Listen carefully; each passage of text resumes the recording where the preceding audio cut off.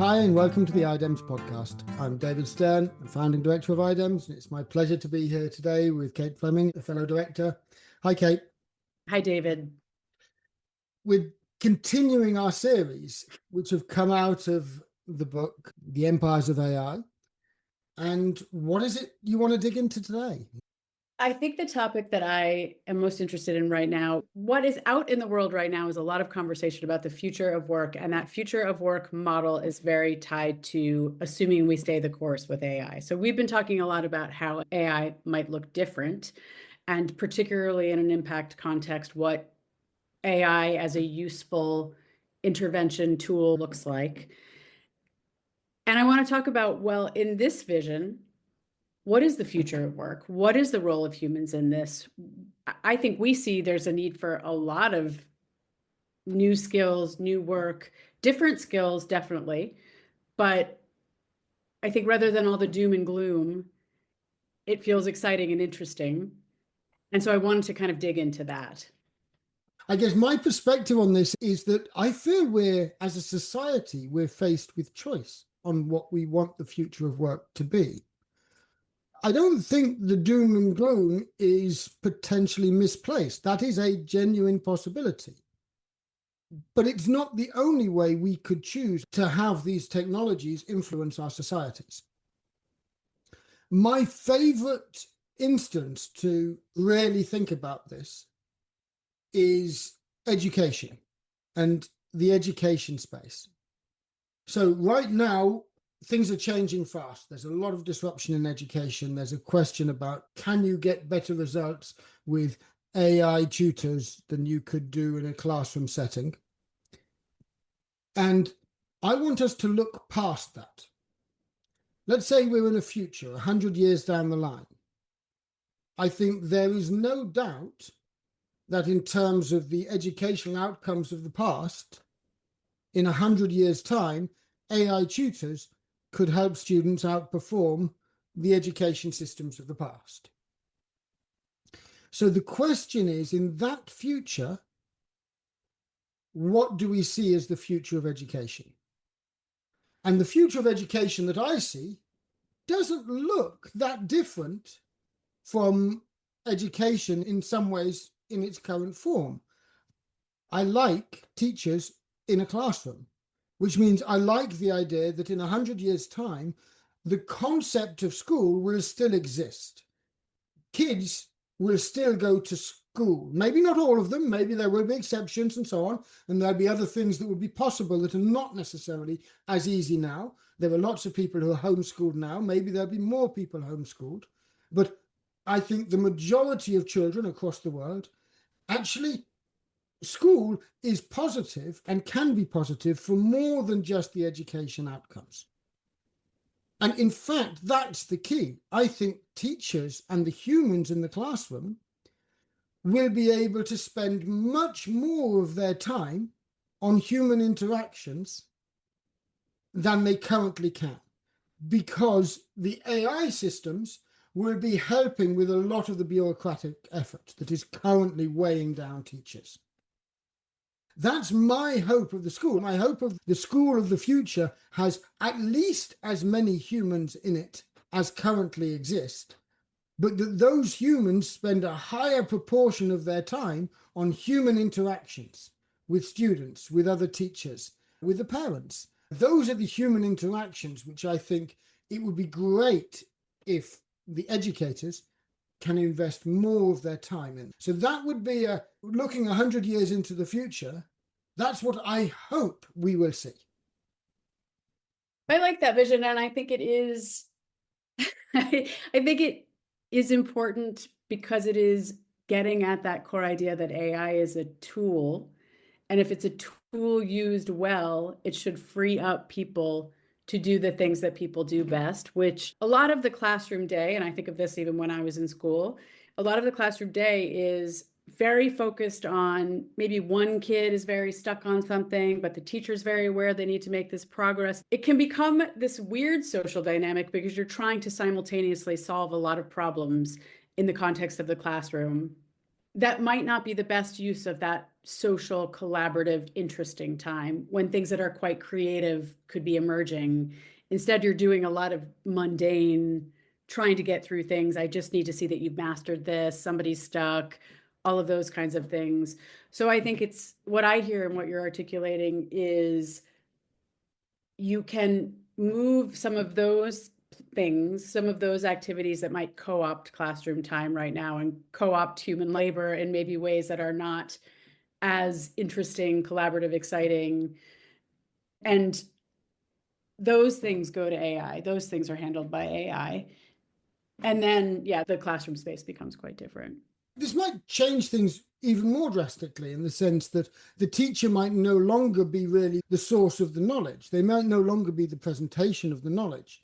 That might be coming through interactions with AI. So what is that role that the teacher is enabling? How is that happening? These are questions which I don't have answers to right now. I think there's a lot of research happening around this.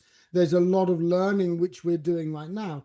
We cannot, or I cannot imagine 100 years down the line what the exact interactions would be. But what I can do is I can imagine two futures, one which I feel is desirable, where the nature of education and schooling maybe changes in certain ways, but it's all about making it more human because of the technology enhancing it.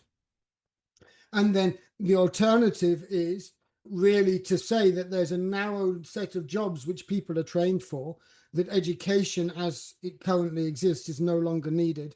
People are trained by AI systems to do the narrow things that they need to do, and they're living in what I would consider a dystopian view where actually the jobs or the roles that humans take are funneled towards through these AI systems because that's what you're needed for.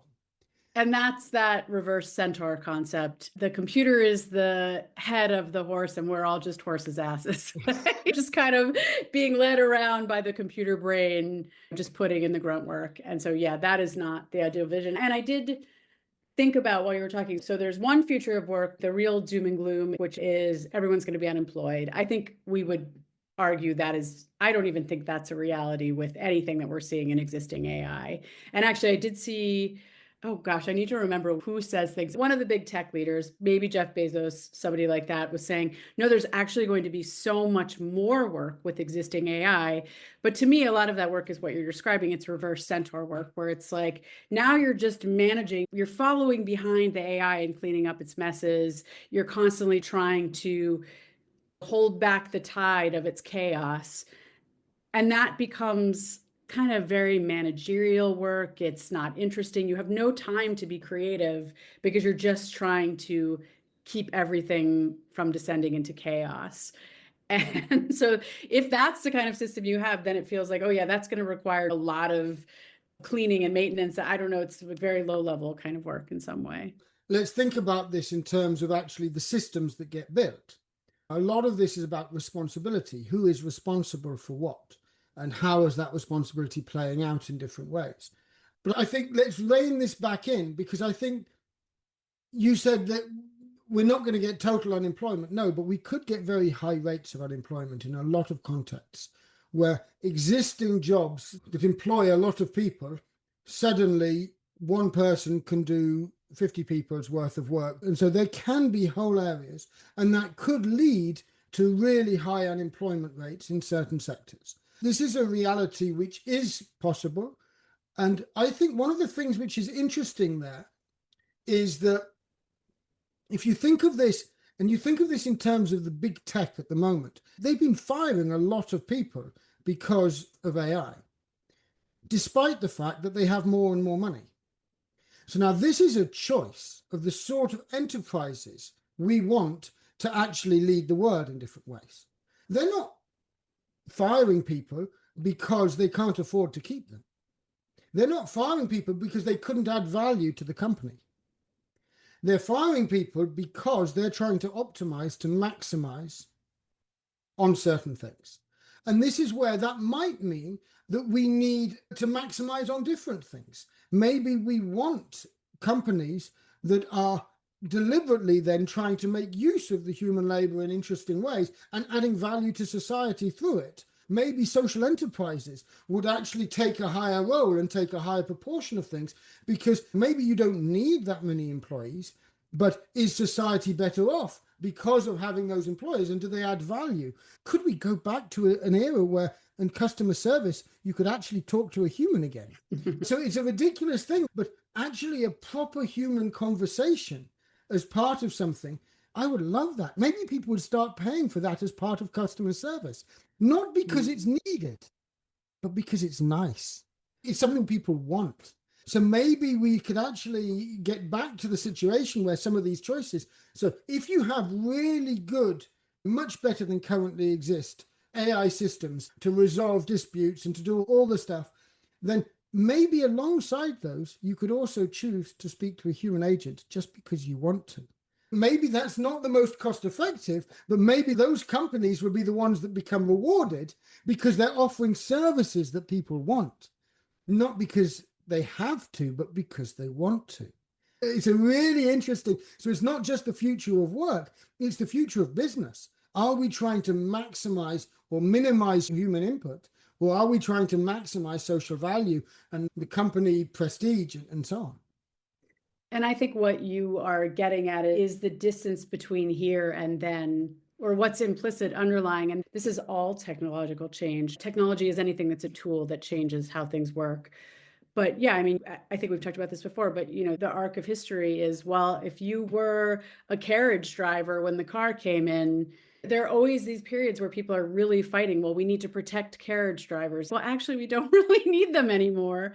But then you have people, there are these really hard issues. And I think this is where, if you're really focused on policy and people in the immediate and recognizing how destabilizing things are, it is really hard work to skill people for new jobs. If you're young, fine, you'll be fine. But if you're older and you're mid-career, it's not easy to just channel you into new work or to point you in a different direction. You kind of do need to gently move people in new directions.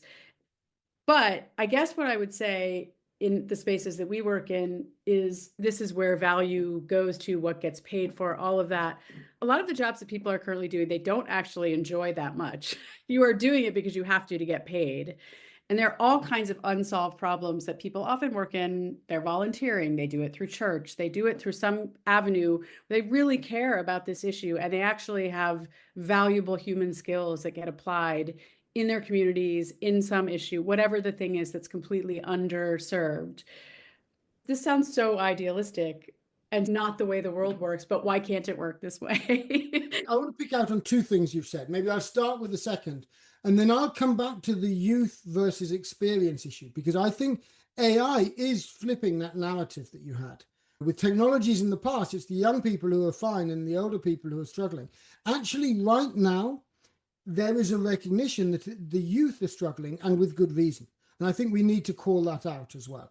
So I'll come back to that in a second. But I do want to start with your utopian idea that actually maybe more people could be working on things they want to work on in a future. And I think that it is not a totally unrealistic scenario 100 years down the line. Getting there are societal choices that need to be made. We need to understand what it is that we value and how it's valued to be able to put in place structures to be able to do this. I come back to very simple things on this that I think are possible to imagine. There's a number of interesting opportunities where, if you think about the interactions that people really want in their job, often they're very human interactions. Not always, but a lot of people enjoy those human interactions. And there is good reason to expect that that is going to be the thing which you cannot replace. And so that could be what humans end up doing more of. Almost all the bureaucratic work, nobody enjoys doing their expenses, the simple things that need to be done. And these are simple pipelines which could be made much easier and almost trivial. And AI systems could really help with that. But that human interaction, that really personal piece, it's not only that I don't think we want that to be replaced, it's that trying to replace it would probably actually not be as effective as simply giving people time and space to do it. And that's what's so exciting. With what the AI systems are getting really good at, it could free people up to have those human interactions, which would then make the world and the systems work. So this is not just utopian thinking, but it does need to be designed for. And that's the thing which I think is so important, that while a lot of people are fighting little minute battles on different things, which I'm not saying they're not important, they are important. Somebody needs to be thinking about that society 100 years down the line and designing to make sure that we're actually designing for the things we want to see in that future. And there are people who are doing this. There's think tanks around there who are actually actively trying to pursue this. And it's hard work. It is hard work to think about what it is we want exactly. But I think the key is that when you look at that, there's a lot of different things that come together. But at the heart of what we've been discussing, the empires of AI and what AI can be doing for this future, I think is a very simple choice about what are the AI systems we're creating and where do they have human input? How do they include humans in the loop? And designing for the future we want is not going to be easy, but I think we're at a position where if enough effort went into it, it's possible. I want to come back to this point about youth being able to adapt. Right now, the AI systems have changed that dynamic. We've got a number of cases where we're working with experts who are working with AI agents, and we're building agentic AI systems to work with them, where they are now able to be productive in a way that is immeasurable as experts compared to what they would be. And working with the AI agents is like working with a team of interns, but much cheaper. And much more amenable to criticism. And much more amenable to criticism. None of the complications, so much faster. So actually, if you think about this at scale, this is the source we're hearing in the news. I hadn't heard the term, I think it's NEETs before, not in employment, education, or training. Young people, Oxford graduates even, across the spectrum, people with no education, people with lots of education, who are not finding those entry-level jobs, because the entry-level jobs are disappearing because your expert layer are actually using AI agents to be more effective and efficient in their work, whereas in the past, they would have used people at entry-level positions to do that. Okay, so I would go further back and say we could probably look deeper into history to see that there is precedent for what I think is a relatively recent abdication of business responsibility for training early employees, where people are expected to come out of degree programs as early professionals and just get to work being good cogs in the system. And I think this is still true in trades. But you have apprenticeships. You are learning actually many skills, because the idea is you want to launch someone into work as a more sophisticated, trained employee. So if you are just hiring people and you don't have the system for apprenticing them, then yeah, why would I do that? I just want AI. I'm just solving this problem. You were just a little machine doing some busy work for me anyway. But if you really were training somebody to, they know how to manage clients, they know how to do this work, they know how to work with this other function that does very different work and kind of navigate across that. These are social skills, their thinking skills, their creativity, their synthesizing skills, whatever they are, that you can imagine that should be very employable, because I just need someone who's enthusiastic and young and has energy and wants to learn and is a sponge. But that's not what we've set up work to be for a long time. This has been many years in the coming, but it is really happening now. And there is this sense of, so what will this lead to? Maybe there is a lost generation now which is going to have a really tough time of it, and I'm really sorry for those who are going through that now.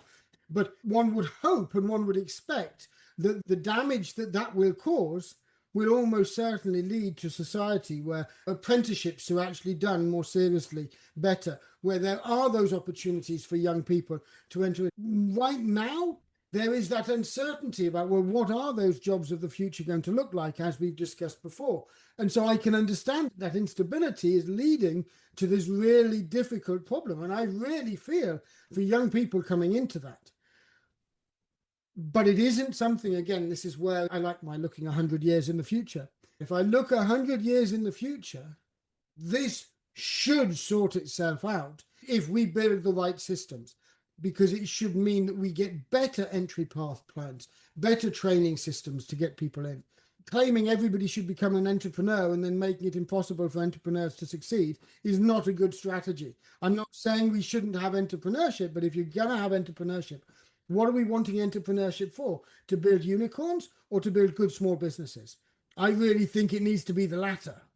And I think way before 100 years, I'm going to talk to the short term, but I think these are going to be government. You know, it's like you look at the Depression, what got through the US through the Depression was New Deal era policies where you had all these work programs, all of these different things. I think it's going to be government designing apprenticeship programs, designing different things that are getting people through probably a 2-year period where they start to become just competent AI, better than the AI employees who are hireable, but you need this interim phase. Some employers will do that work, but I also see that that might be something that has to be more organized as public policy, that maybe that is the bridging. But let me push back on that, because putting that on government is assuming that government in different countries, there are some countries where that will be government. There are certainly some countries where it won't be government. But my hope and my claim is that the market forces will push into this as well. Whether you have strong government or strong private sector, it could be government in some places, it could be private sectors in others.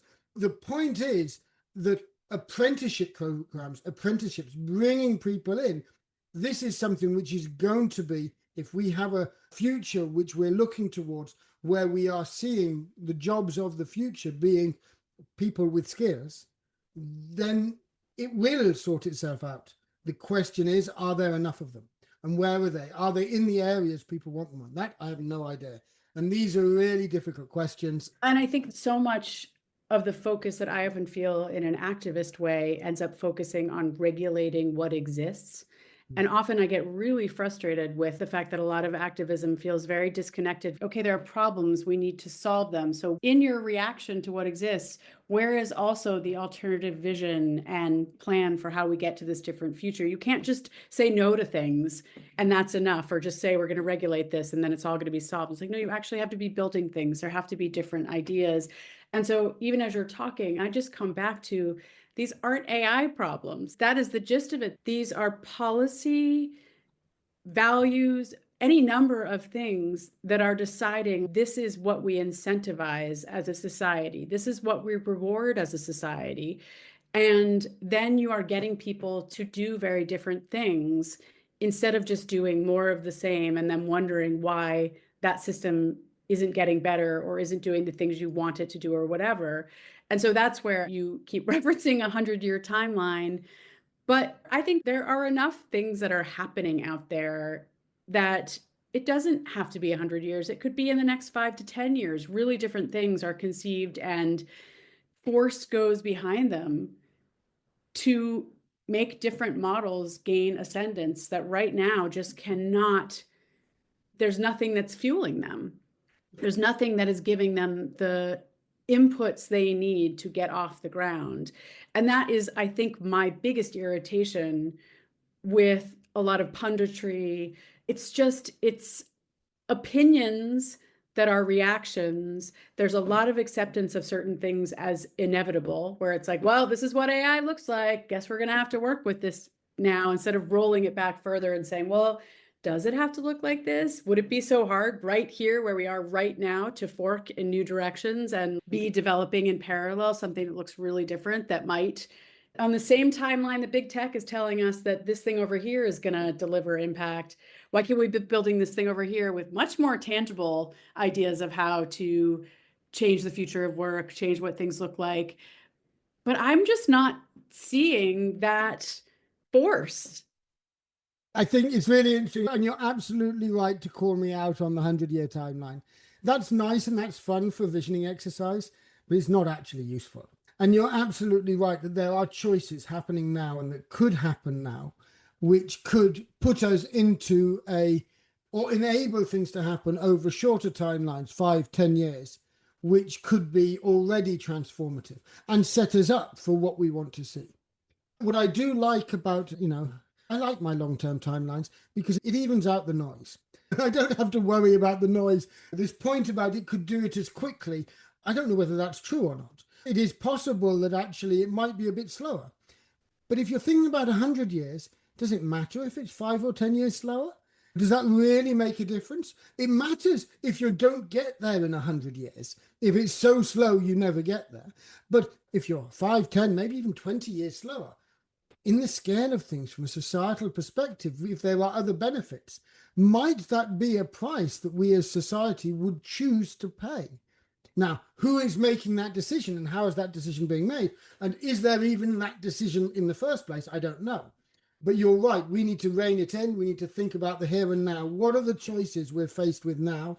And what could that lead to? And that's what we try and do. We're builders. You've been in the activist space much longer than me. It's all very new to me. And I must admit, I'm a bit more patient with it than you are because I do see the value just coming into it now that somebody other than me is pushing back. I don't want to be in that space. And I'm happy that other people are. Yes, and I am not denigrating activism. I think it's necessary. I think regulation at times is great. At times it's a blunt instrument that is not solving the problems it's aiming to solve. So I think that's where I take issue. There's so often this like, well, we just need to regulate it. Well, what does that, how is it solving all these other problems? And it's not really. So I think that's part of what I'm taking issue with. And also, I see the reason that tech gets funded is because they have deliverables and they ship things. I use quotes around that, but it's like you are holding some grand vision, but you're not saying, okay, you've got the 100-year vision, but you're saying this year I'm going to accomplish this. Next year I'm going to accomplish this. We need those things where it's like, I'm not saying that tomorrow we're going to transform what work looks like and everyone's going to be reskilled. But you know what? We can start doing it. And if we're doing it at the community level, instead of just like one big organization trying to change everyone, but everyone in like different subsets, they're working on things in their own context and you are moving people in the right direction, things can happen much more quickly than you think. There is stuff that starts quite slowly, and then there's this groundswell that creates a cascade of this is how things work now. This is what we do. This is better. Let's do things this way. And those are a combination of builder and activism and community workers and nonprofits and all kinds of things working collaboratively, which is how we like to work. I would say that is a future of work right there, that very collaborative mindset and very collaborative practice. But let's think about what these deliverables are. Not but as a society, how are we building those, but also having a vision for how they start to come together, not just end up being these little, spin-off lone, oh, that works so well there. Oh, there's no plan. Let me draw out one of the things you said, because I think it's a good time to try and wrap this up. But I think you've drawn out what I think is the key desire.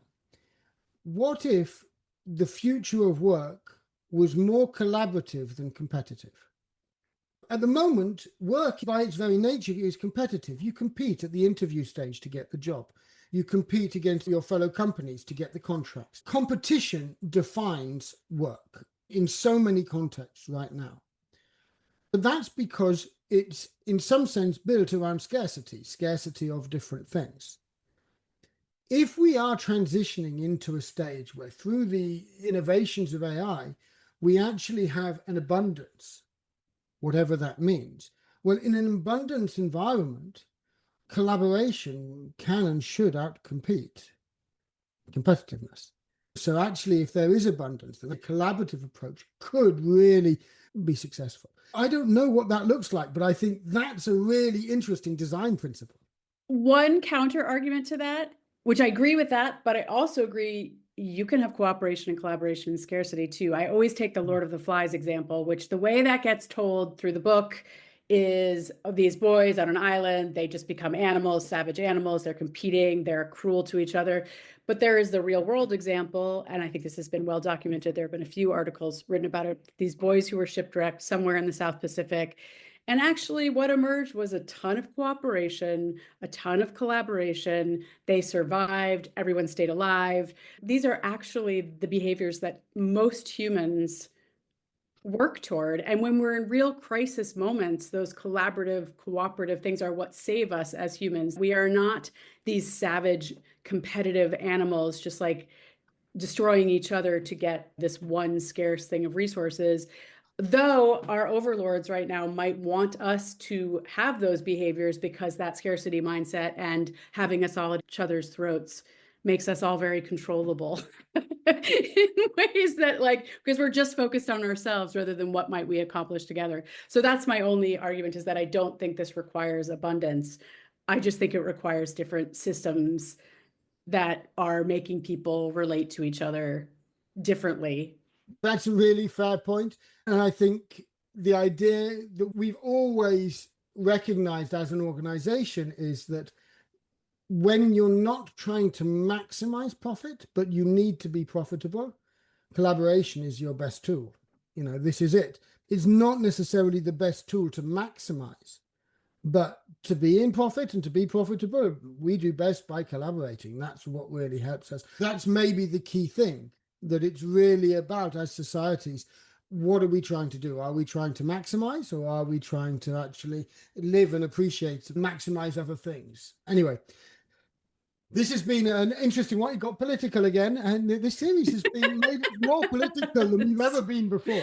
I mean, it has to be. I think what we're getting at is the fact that most of what we're experiencing as inevitable is driven by forces that are not technological.